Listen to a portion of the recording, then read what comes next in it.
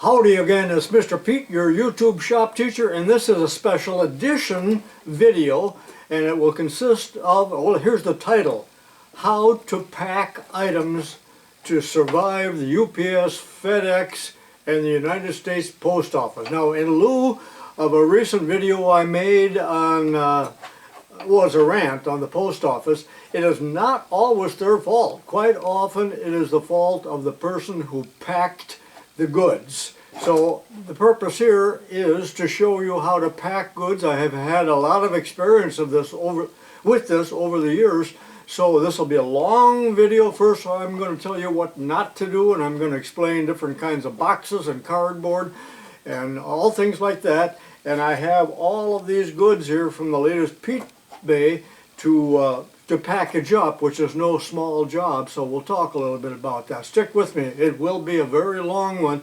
This would be useful to eBayers. Many of them have no clue how to pack tools or whatever it is that they're mailing. So let's get started. Because of the difficulty in shipping, I very seldom offer anything real heavy. You may have noticed that I don't sell vices or anything like that, but all of these items have to be shipped, and when I select items to sell, in general, I'm trying to choose items that are easy to pack and do not weigh too much. But sometimes I have to combine shipping on someone that has bought multiple items, so that presents a challenge as well. But initially, for instance, these bars of material here, those are all prepared so they will fit in United States Post Office packages or boxes, priority boxes. Now, behind the black curtain here are lots and lots of boxes. I don't think I'll show that to you. Some used and some brand new, flattened out. And here is a view you never see, and that is my packing area here. And I'll show you a little more detail. It is not pretty, but this is the packing bench that I used with Peterson products, and on this bench I packed well over 10,000 of the giant micrometer teaching aids, probably more than 5,000 packages with my plaster patterns, as well as, well, I did eBaying for a few years, almost 9,000 items. Everything was packed right here. So let me show you what I have over there, and then we'll actually start. Well, this is the area behind the curtain. I wasn't going to show you that, but you can see there's all kinds of boxes, even up high, and over here all kinds of packing materials. Down below here are used materials that I received in packages from time to time, whether it be foam or bubble wrap or just about anything like that. A lot of stuff like that on the bench because I'm getting ready to pack a lot of things. And you know, there's supplies up here, there's tape, and over here you're going to see rather large quantity of assorted tapes. There's even scales. I don't use them anymore because I use Priority mainly. Priority boxes, a lot of them prepaid. Same thing down below here, all kinds of Priority boxes.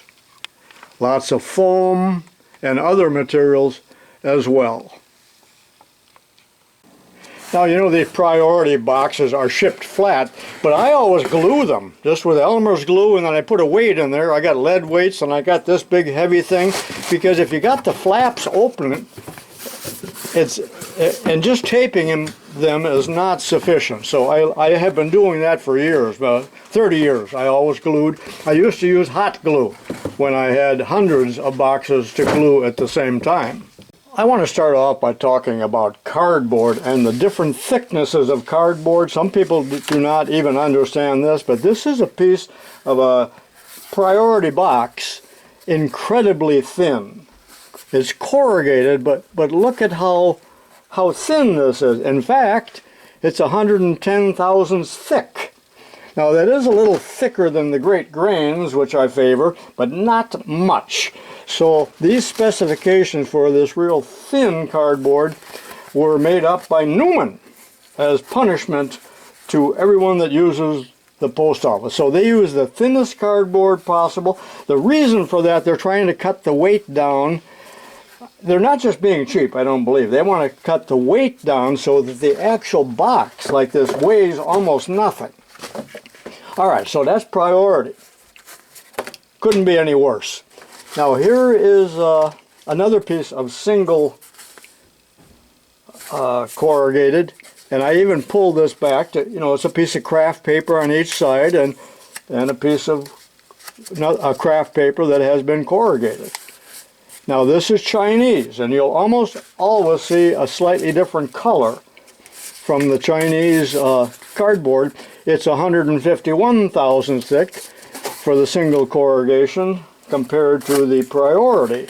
All right, let's move up a notch here. So this is double corrugated, and you're going to run across this. I like to reuse boxes like that, and that's why I'm talking about this. But the double corrugated is 241,000. That's almost a 1/4 inch thick, so it's a lot stiffer, more rigid. And then there is triple corrugated. By the way, there's the double again. I had peeled it back to show you how it's made. And the triple corrugation is a 0.357. Well, that's almost 3/8 thick. Look at the difference in thickness between these cardboards. Am I telling you too much? You probably know this, but I think some people do not. So this really thick cardboard here does very well, but whatever it is I received in this some time ago, it didn't poke through. But if it's something heavy enough, well, it did poke through. So no matter how thick you make it, if the item inside is allowed to rattle around, it's going to do that. And finally, very recently, I talked about this Vivor cardboard. I've never seen this before. It's over a 1/2 inch thick, and it's just very, very solid. However, I did break it. That's from China, so that's really a very good product. I've never seen this before, but I do use pieces of this inside other boxes. One other thing to tell you here, and I'm sure people have noticed this, but over the years boxes used to always have this seal on the bottom telling you about how many pounds it would take to crush and all of that. I don't know if anybody ever read that, but that's what that means. There are people that would ship something like this and just seal it up, or they might throw 3 of these in here and say, all right, that'll survive. No, it won't. This all rattles around on the high-speed conveyor belts and will push its way through. I know that I have received things from Amazon. This is an Amazon box where they, I'm going to exaggerate here, where this is a 9-pound animal. That ought to hold her. Out it goes. And I know that probably at Amazon they have to do every package within 30 seconds. I'm sure they have some outlandish, ridiculous rules, you know, how those big companies are. But you can't let the product move around. It has to be stationary, so you need various wrappings and dunnage to fill that space, or find a smaller box. Some heavy items I wrap with, this is carpeting underlayment, not underlayment, but the padding they use under carpeting. So I've cut this into smaller pieces, and I quite often put a piece of this in the bottom of the box, or another piece of cardboard. I use a lot of this foam that I get at garage sales, or any other pieces of foam that were used in other people's packing. I always recycle. So this is a good option for you. You probably saw me wearing my Sturgis shirt. You know where that came from? Somebody sent me a package, and the item was wrapped in a t-shirt. So old t-shirts and towels and things like that are just wonderful, but they add a lot of weight. But if you're using a priority box, we don't really care. There's a lot of scoundrels out there. So this is a very old priority box that I cut up. It's been around for 15 years, but notice when you turn it around, it's plain cardboard here. All of for the last 15 years or 10 years, all of priority boxes are printed on the inside because people were opening the boxes up and then re-gluing them inside out so they could get free boxes. And the post office didn't like that, so if you would do that now and take it down to the post office, they would reject it. Okay, I'm going to pack up an order here. Now that was number 79, and when I originally put these up for sale, I determined that they would fit in this box, which is prepaid. I'm not going to let you see the address. So I paid, what, $9 or something for this box with prepaid postage. I have already taped it so it's easier to handle. Now these are the items that are going to go in there, and we got a micrometer here, so I don't want that to rub against this. So more expensive items I might even put inside of a plastic bag like this. Now that's still not enough, so I will fold that, and then I will wrap a little bit of this bubble wrap around this instrument. The rest of the stuff here isn't so critical. I'll probably tape it together and make two other little packages that will go inside the box, and some of this will be sped up.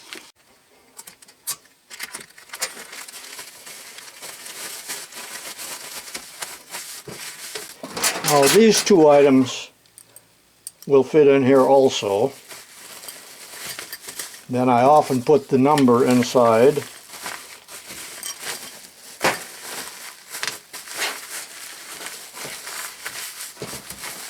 And this will be taped like that. And now we'll move on to these. That can all be put together.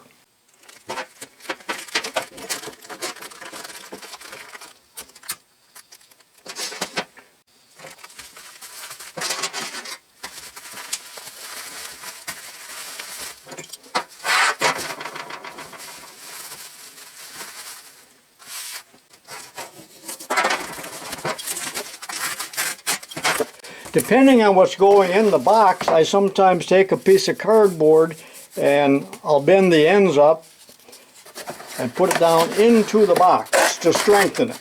Or I may lay a piece of this in there or on the top, especially if I need more filler. So here's this portion of the package, and there's plenty of bubble wrap on the end of it so it will not move. And then I'll put this other one in there. And if there's space that needs to be taken up, I'll use either newspaper or more bubble wrap or peanuts. I don't get many peanuts lately. I think they are stopped. They are no longer going to use that. And if it's something heavy, there would be more cardboard right here. But for now, let's see how that works. And then I like to rattle it, and there's nothing moving around, appreciably anyway. And then it is ready to seal. Make sure everything's in there. I've got paperwork on that too that my wife does for me.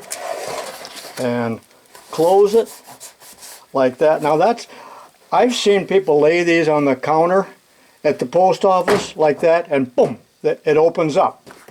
So they didn't seal this, so I like to use fiberglass tape, and yeah, it costs a lot for this. That's why I sometimes add a little bit extra, but I will go all the way around this, like that, with fiberglass tape.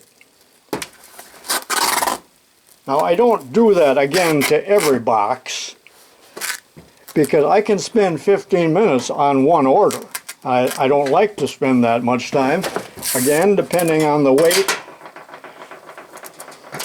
You got to trim this. With your tape, now do not cover up the tracking number or any of that information. That's no good, but I like to take a piece of tape like this. And this tape is semi-clear, and I go all the way around that way. And then I'll do the same thing on this end. I don't want to get too carried away, but sometimes I run tape around this way. But remember, there's going to be a label going on in here yet to the customer. So that package is ready to go. And then, so that we don't make mistakes here at Peterson Products, I mean tubalcain, I will tape this onto the box, and I take it upstairs. My wife gets it ready for the postal man. So that's how to do a little package. That's easy. All right, let's do another one. This is number 77, and this will fit in a medium box, which is already glued. Get that out of the way. So there's two heavy items in here, and I will show you how I pack them. And then all of these screwdrivers do not weigh a whole lot, but I don't want them to poke through the box. So let me do the nut splitters first. Well, these two items aren't going to scratch each other, but I still like to separate them or protect them from one another. So they're going to go in there like that, and tape, fold that over, and I'll tape both of those as well. I go to the Aldi store and I usually buy about 40 bags like this. I think they're 6 or 8 cents a piece, but they're heavy craft paper. Walmart, you know, they use all the plastic bags of most of the other stores, so I'll put those inside this paper and wrap it like that, and they won't come out of there. And I'll put tape right here, but on the ends I just fold that so that it fits in the box. That's a little bit longer than the box, but that keeps it from rattling around. Alright, I took a scissors and I cut the ends off of this bag, so now it will open up. You know, we get a newspaper here, but it doesn't come every day, and the newspapers are real thin now, so I don't have a whole lot of newsprint for packing. But now that's a nice piece of heavy paper, and I generally like to wrap the screwdrivers like this. Now they won't hurt each other. I mean, I can do 2 at a time like that, and so on. I won't show all of that, but I will roll this up like a sleeping bag. Or you could use a bubble wrap or whatever you have. This long screwdriver requires special treatment. It would stick out of this package, so I take a piece of foam, typically on something that's sharp, and impale it like that. Now I might have to cut off the extra here because now that's too long to fit in that box. A lot of time. So here's all the screwdrivers. I'll still wrap this up and be right back. And now I will take all of these packages and put them in another Aldi bag like that. This is the long screwdriver, and I'll roll this up as well. The priority box, of course, is already glued, so I take some cardboard. I've folded one end just a little bit. That provides a little protection on the end, and I really don't need this for this particular job. They aren't delicate. There's nothing delicate in these packages. And I might have to crimp the ends over a little bit on this to get it to fit, or put it in diagonally. And then I got this one to deal with also. Okay, the screwdrivers are in there diagonally, and I don't know if I need it or not, but I think I'll fill these corners. This isn't really going to move around, but I put that in there anyway. And then the nut crackers will go in like that. And then this is optional, but I often put a piece of cardboard or foam on the top like that. Now it's ready to seal. Sometimes I use glue and then tape it immediately. If there is nothing that is going to be damaged by using the staple gun, I will staple it. Matter of fact, that's what I'll do in this case. But you got to remember what's in there so that these staplers do not hit it. And pull the box together so that everything's aligned if you staple it. Now remember that if you use one of these, you see you got these big claws that come out to close the staple, and those can damage the product. So be careful of that. Now I'm going to tape it. I got different kinds of tape here, so this will not interfere with the label. So I'm using, I guess you call it opaque tape. And just yesterday, I went down to Wally World and paid $5 for this. I've got all kinds of dispensers over there, but for now, for this video, I'm just going to put it like that. And I have to remember that a label is going to go on here. when I take this up to my wife.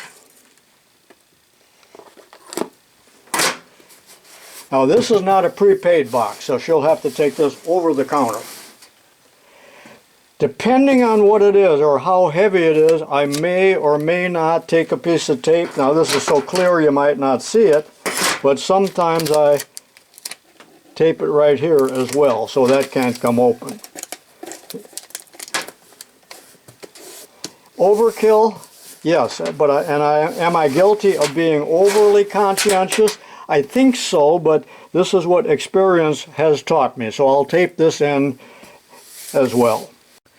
The post office allows you to put up to 50 or 60 pounds in here. Now, this box won't survive. That's why people line them with wood. But I'm just saying, that's their regulations.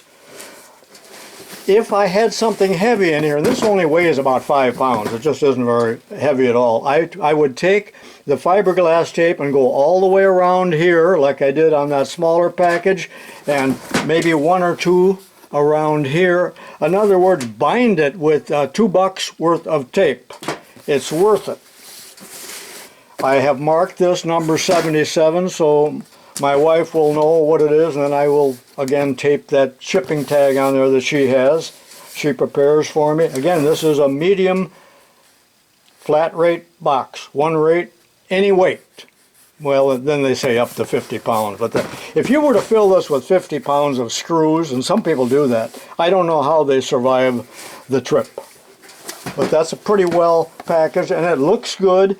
When you take it down to the post office, they'll know that somebody knows what they're doing. Now, I don't know if they really care about that, but I feel better about it. I've seen people bring packages in that were a Nike shoebox with egg twine around it, you know, and that's no good at all. One other thing I wanted to say, let me grab something. I used to use a lot of these fragile labels, but I tell you, I think they take it as a challenge so that they can drop kick it or something like that. So I'd say do not use these. Do whatever you want, I don't care, but I'm just saying. Well, that about wraps up this video. I hope you got something out of this, whether you're a regular viewer of mine or an eBayer. You can't be careful enough when you package and do the rattle test now. There's no movement in there whatsoever. Can you say inertia? So, and that's what you'll experience, because these are flying down a conveyor belt at 20 miles an hour, and they come to an abrupt stop when they hit something or when they get diverted into a different chute. So they have to be fairly rugged, and that's why your boxes look so beat up sometimes, just from the conveyors. It's not always from a gorilla just throwing them, although that happens as well.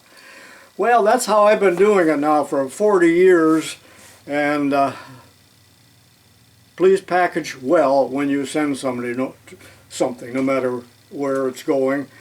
If it's overseas, good luck. This is Mr. Pete saying so long for now.